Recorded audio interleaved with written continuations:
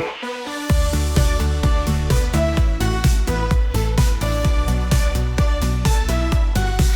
in now, hey, don't you know? It's anything goes with Richard C.W. Mason Show. Talking about life, talking about dreams. In a world where nothing's what it seems. Anything goes with Richard C.W. Mason. Conversations hot like summer blazing. Talking about anything with everyone. Available on all platforms, come join the fun. Hello and welcome to Anything Goes with me, Richard C.W. Mason. And on today's episode, we are speaking to the fantastic recording artist, Rozalla. Now, this original interview was used as part of a radio show for G-Town Radio. I'm going to put the link in the description if you would like to listen to it with all the music included. But because it's a podcast, it's just the interview only. But it's the full interview that wasn't included in the radio show. So without further ado, I'm going to welcome Rozalla. Hello, Richard. How are you? I'm great, thank you. Yeah, just enjoying a little bit of cooler weather. Yes, it's lovely. It Yeah. has been lovely. Yeah, we shouldn't complain when it's too hot, but it's No, nice. no, we should just be grateful. Yeah, it's just nice to have a few cooler days. Well, I'm looking to go away in a couple of weeks, so I'm hoping it just up a little bit for that. Yeah, so Lovely. how are you? Are you been quite busy at the moment? Yes, I've been very busy. The festivals really start picking up during the summer months. So yeah, it's been really nicely busy. I've been traveling quite a lot. Spain has been amazing for the last few years. And I don't know if you've seen, there's a lot of this Love the 90s gigs or Back to the 90s that has sort of is taken the world by storm, So for artists like myself who had hits in the early 90s, it's, continued to create work for us. Brilliant. My friend of mine, Berry, do you know Berry? She's Yes, Barry. she's just started to get involved. Well, I think for the past couple of years, she started getting involved with the 90s stuff. Yeah. Yeah. Yeah. It took a long I time out. Yeah, I think I did a gig with her about 2 or 3 weeks ago. It Yeah. was so lovely to see her because she did take some time out, and I'm like, well, come back. She's like, well, I've been a mother, I've been doing this, and so it was really lovely to see her. Yeah, she came to a show I was in, probably about 10, 12 years ago. And, it was a great night. And then we went for a few drinks after. And Nice one. so, yeah, and congratulations, number 2 in the Heritage charts at the moment. I know, that's just amazing. Jonathan told me on Sunday, he said, listen in because you haven't been mentioned yet. So I'm going, oh, I don't want to really, It's fantastic. you know. So, how long have you been writing and recording? What made you get into recording and writing? Well, it's something I've always wanted to do all my life. From ever since I was in junior school, I told my mom and my dad I want to be a singer, Yeah. and as things progressed, my dad, bless him, he had a friend who owned a band in Zambia.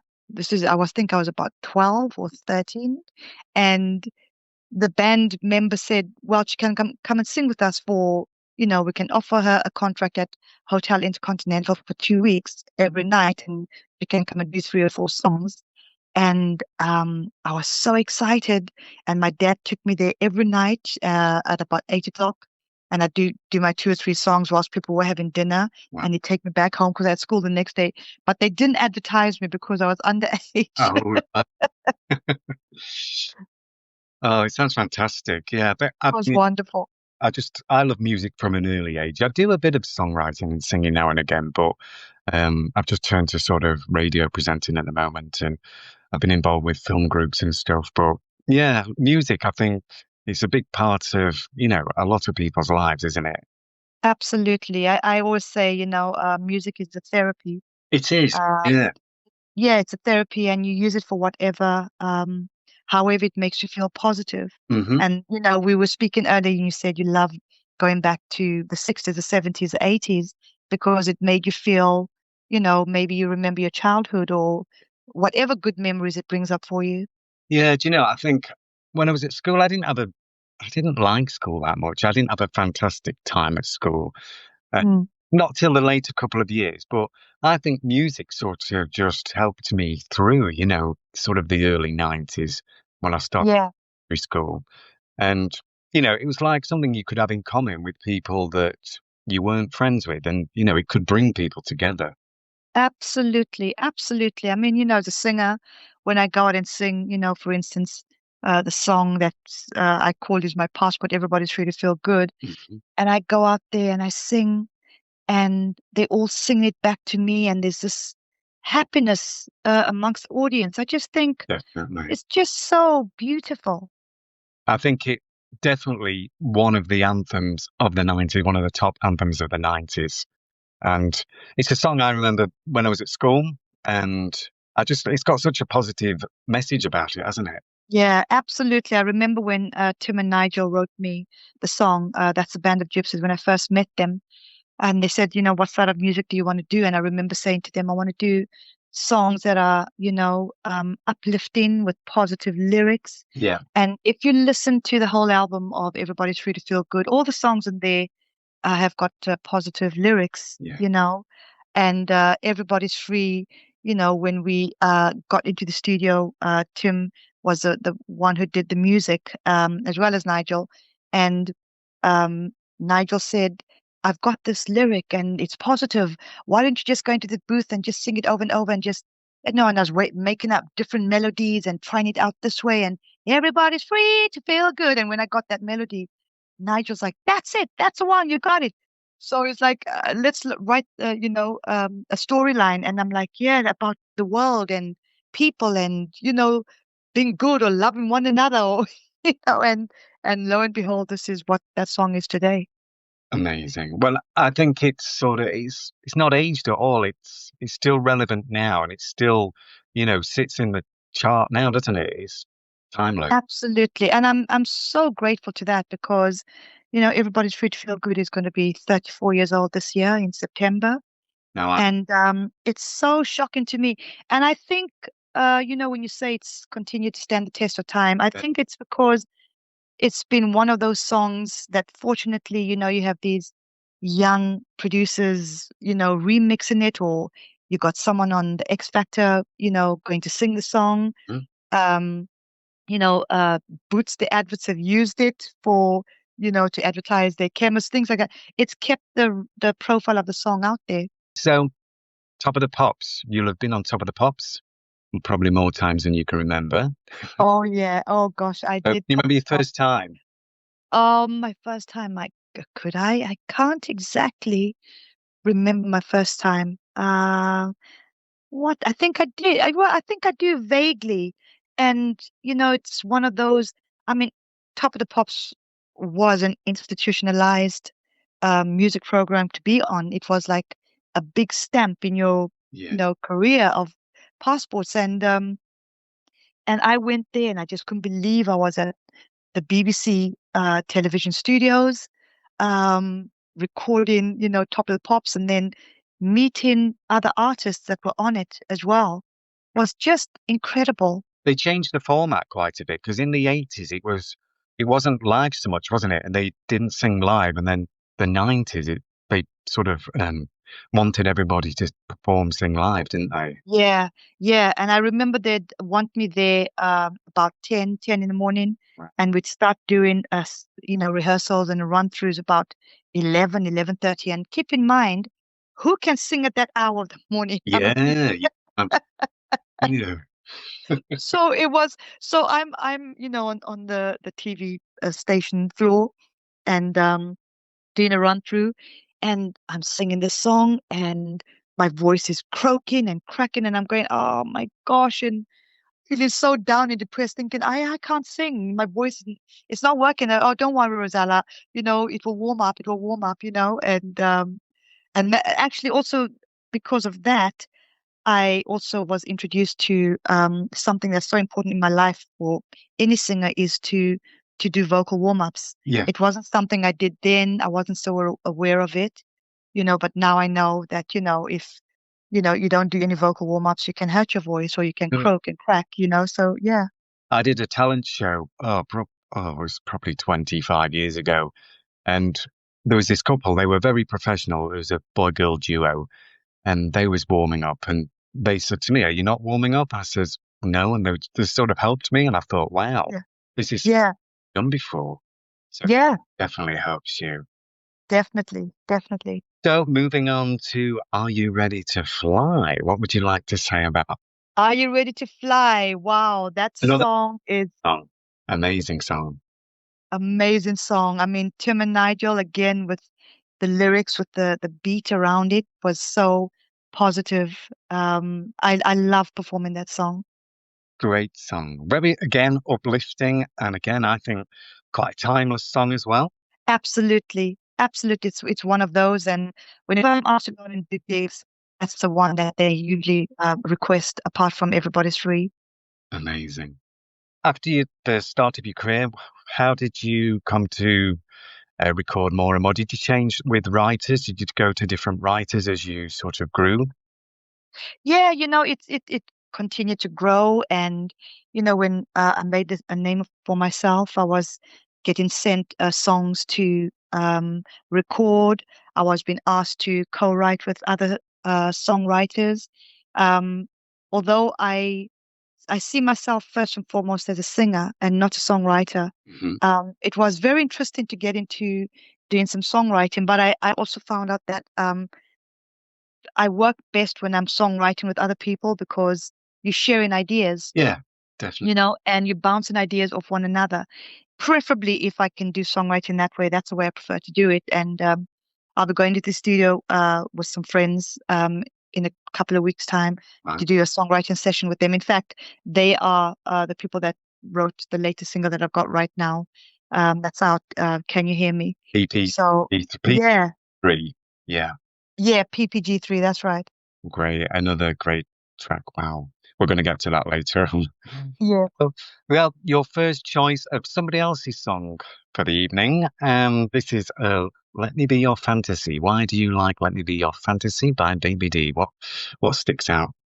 Well, it takes you back to the 90s. I mean, when you listen to the intro of that song, the build-up is just so fantastic, and her voice is just brilliant. And then over the years, as I've been doing my shows, I got to know Dorothy. She goes out as Baby D, Yeah. and we've become really good friends. And so, honestly, I have a great deal of respect for her and her vocals, and she's just a superb human being. Great. I loved the version of Everybody's Gotta Learn Sometime. I remember that. Oh, that was another one of my favorites from Baby D. Yeah, I think, yeah, I think about 95, that one. Let Me Be Your that's right. Fantasy was that about 94? That's right. Yeah. Yes. And Everybody's Yes. Gotta Learn Sometime was after. And Yeah. I'd have really heard the song before because it was a cover, the Everybody's Gotta Learn Sometime. But I remember just loving it, thinking, wow. Yeah. Yeah. Now, we spoke earlier and we said there's that many songs we could choose. I know if I Yeah. could show, I would probably have a list of about 50 and then still be wanting more.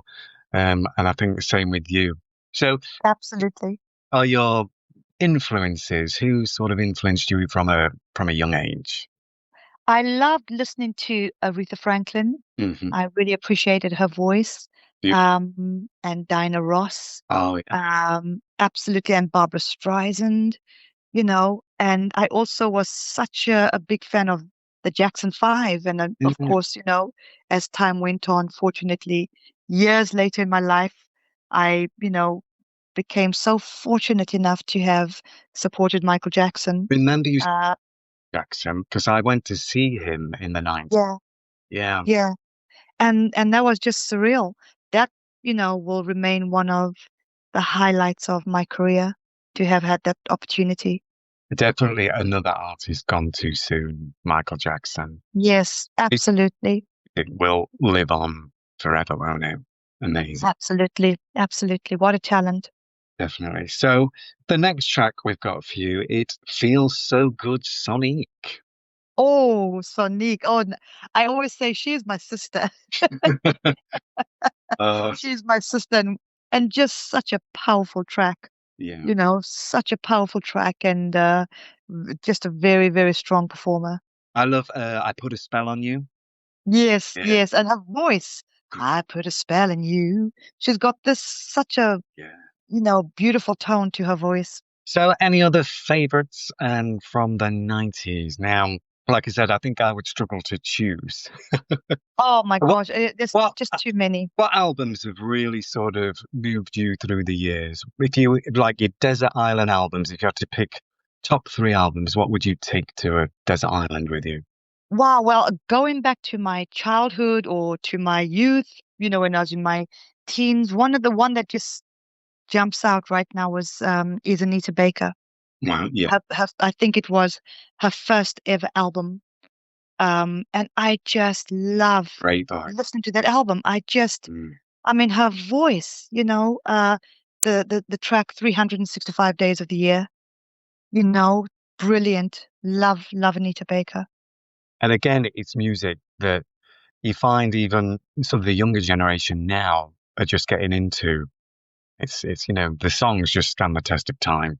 Yes, absolutely. They absolutely do. Great. So we'll move on to the next track now. The next track I've got down is I'm a Dreamer, Living Joy, another song from Ah. now this was a big hit, wasn't it? Oh, yeah, massive, I'm a massive. Dreamer. Yeah, great song. What do you love about this track, I'm a Dreamer, Living Joy? Again, it's just such a powerful track. Yeah, And Luzanne goes out and she fronts I'm a Dreamer. She does that track. And again, very powerful singer. And I watch her sometimes from the side of the stage. And when she starts singing that song, the audience just go mental. They lose it. it's a great. It's just such a great, powerful track. Did they have a change of singer at some point? Did I remember something on X Factor or something? Yeah, well, I think they have, and that's why the Yeah, the person that I know that she sang. currently is fronting that is Luzanne. Yeah, she sang original, Yeah, and then she's brilliant. yeah. So thank you for joining us. It's great to have you here. You enjoying the show so far? I'm loving it. It's taking me down memory lane and talking and actually reliving, watching these artists that I have the fortune with of performing with live. It's just brilliant. So, right, we're going to move on to your next track. And this is another favourite of mine from the 90s. Don't Give Me Your Life, Alex Parr. Oh, What do you love about this song? Alex Party again. I mean, I chose most of these tracks because I've become friends with all these guys. Alex is just a lovely soul. She makes me laugh when she goes on stage and she starts singing the song. The energy that she shows, she's just, I mean, I'm thinking, girl, just calm down. She's jumping up and down and just going crazy. Uh, But she's got so much energy and she's fantastic. She really is. I used to go ice skating a lot in the 90s and the mid 90s, and a lot of these songs they were on as we were skating around. So, Yeah, the energy from the songs were like, just give you like a bit of a boost as you were skating around. exactly. Not, Exactly. That's what I mean. It helps you. not that It helps you. I was no Torval Dean, but yeah. Now, the next track moving on to, this is quite a Christmassy song. Well, even though they didn't write it as a Christmas song, this is Stay Another Day with These 17. Just because they've become such good friends of mine over the gigs that we've been doing and such top guys, They're still going, and aren't they?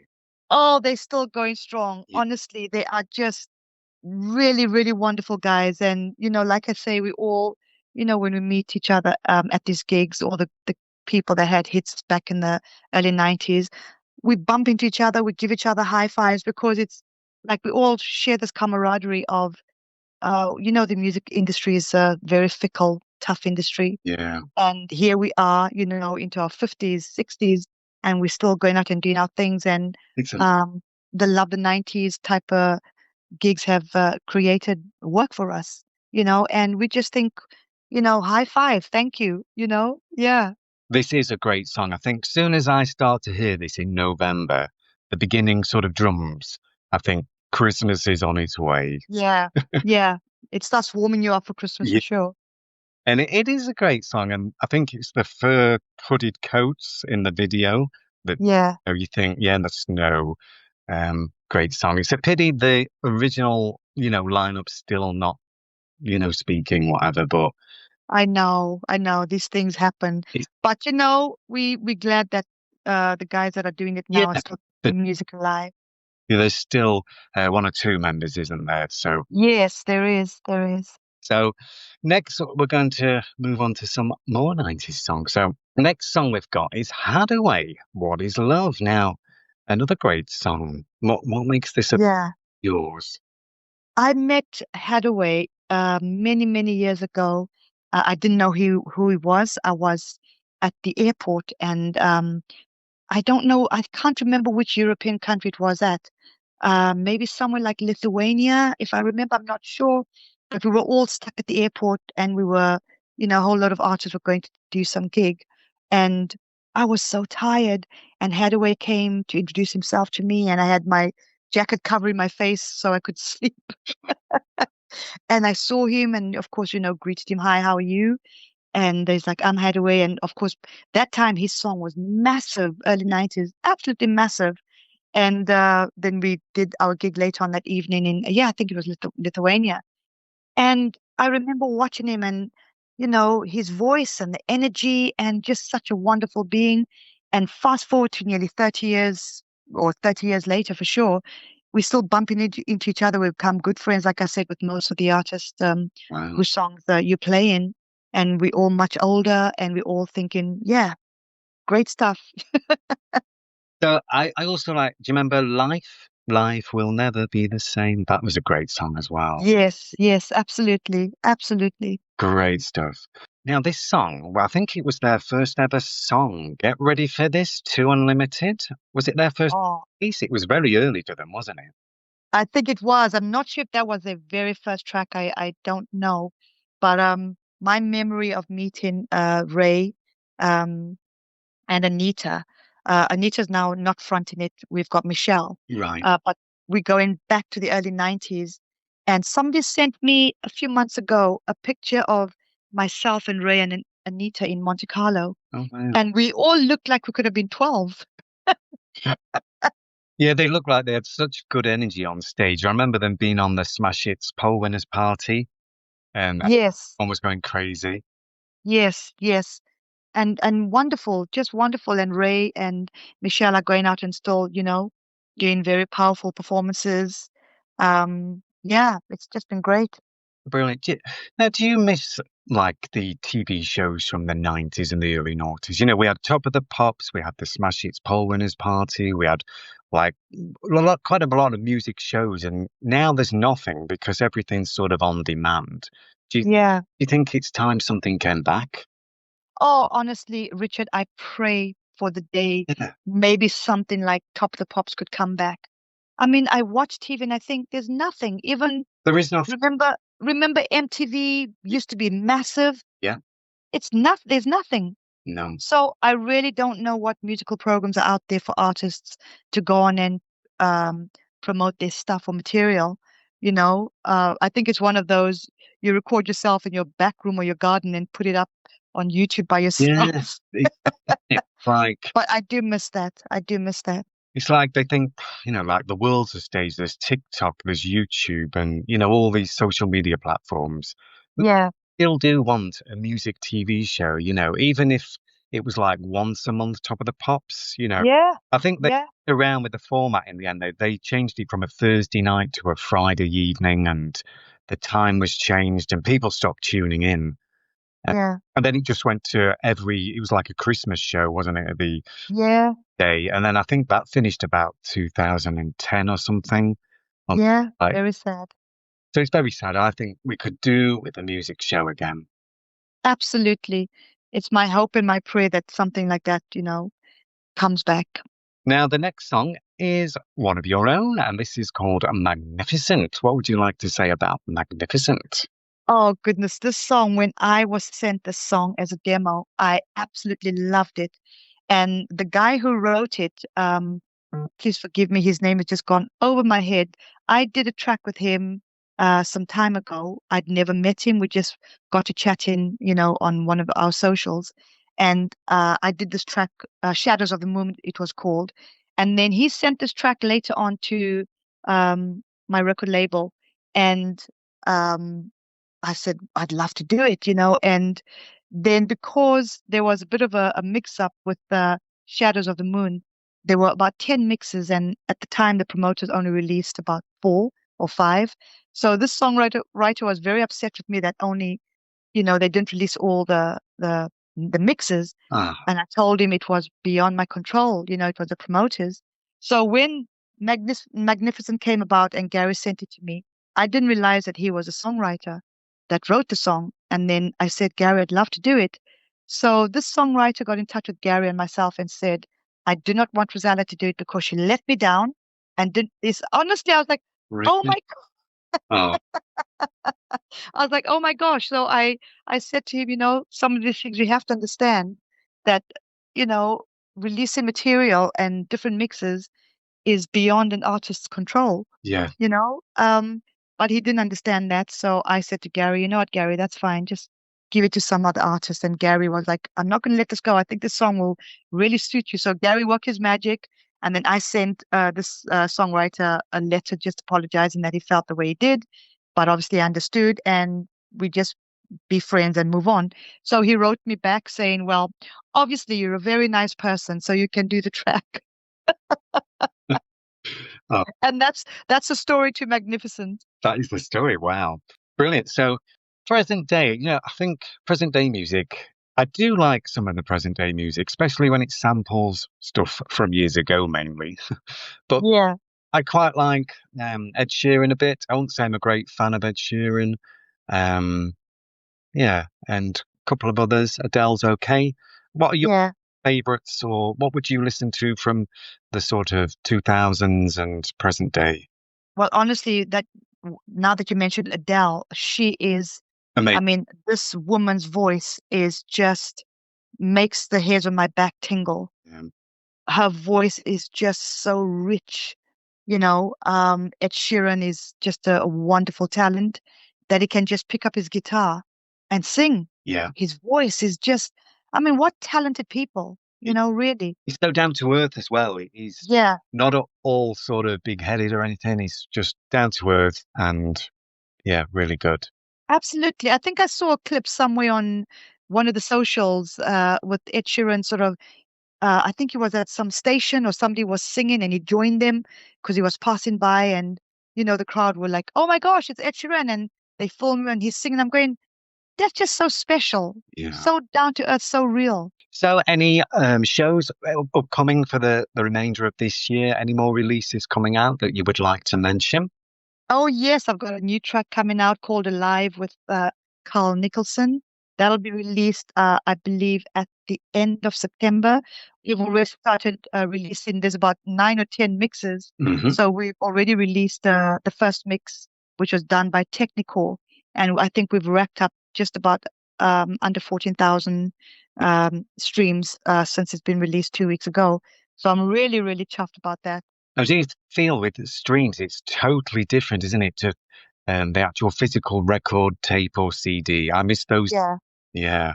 I was a big collector of CDs back in the day, and I've started to get some vinyl now. But yeah. I think vinyl and CDs, tapes, you think they'll ever make a sort of 360 and come back? Oh, I hope so. I mean, Gary released some vinyls of my album, Yeah. which is so lovely. And we've got some CDs, but obviously you go back and you just download it. So I don't know. I But still, I think you'll get the old hard, you know, fans that'll always want their CDs or their vinyl. yeah, I still have CD player in the car, and I've still got one in the house. So I sometimes still play CDs because Spotify and some of the streaming services don't have some of the tracks that I want. That's true. That's very true. So therefore, I think it'll always have a place to have CDs. And in fact, my husband and I just bought a record player, so I'm shocked about that. We've got a record player. I'm going, oh my gosh. Well, But it's lovely. It's lovely. well, that's about it for the show. Any social links you would like to mention? You're obviously on Spotify and all the streaming services. Any other Yes, yeah, you can follow me on Instagram, which Instagram? I run myself, and I'm on there as Rozalla B. And you can see all my where my shows are and follow me and yeah, come along. Amazing. Well, before we say goodbye, I would like to say a big thank you. Fantastic. Well done on being number 2 in the Heritage chart with Thank you. the song we're going to play out with. So I'll let you introduce this song.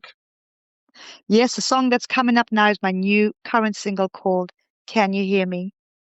And this is Rozalla and PPG3. So, and it's number 2 in the Heritage chart. So go and stream and save, and we shall say bye for now. So until Thank next you, time, Richard. goodbye. Goodbye. Bye.